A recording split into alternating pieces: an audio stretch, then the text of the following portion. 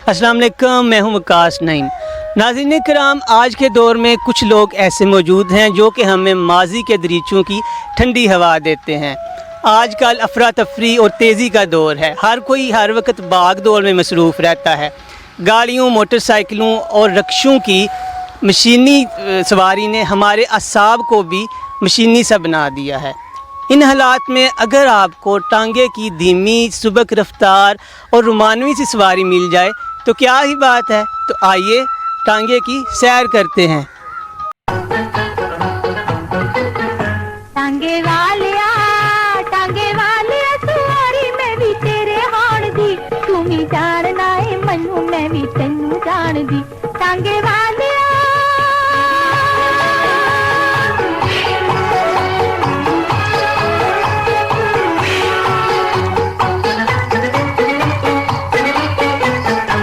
आजकल शोर मचाते मोटरसाइकिल, रिक्शे और टैक्सियां आपको मिनटों में मंजिल मकसूद पर पहुंचा देती हैं, लेकिन माजी में आमदोरफ्त का वाहिद ज़रिया टांगा ही था।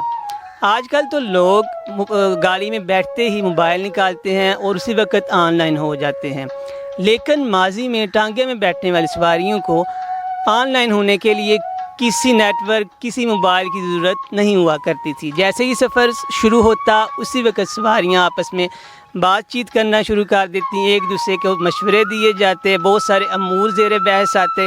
इस तरह एक तो सफ़र हो जाता और इसी तरह सफ़र ही सफ़र में बहुत से मामलात तय पा जाते। टांगा जिथे किधरे स्पैशल जगह ते जाना हुंदा सी ते उत्थे फिर सालम टांगा लैके जाईदा सी। जल्दी जाना हुंदा सी तां भी सालम लैके जाईदा सी, या कई पिंड ऐसे हुंदे हन कि जिथे आम टांगे नहीं सन जांदे, उत्थे स्पैशल लैके जाईदा सी और उन्होंने कहा जाता सी कि सालम टांगा, यानी सारियां सवारियां दा किराया वो एक बंदे ही देंदा सी, उन्होंने असीं सालम टांगा आंदे सा। और ओहदी बड़ी अहमियत सी।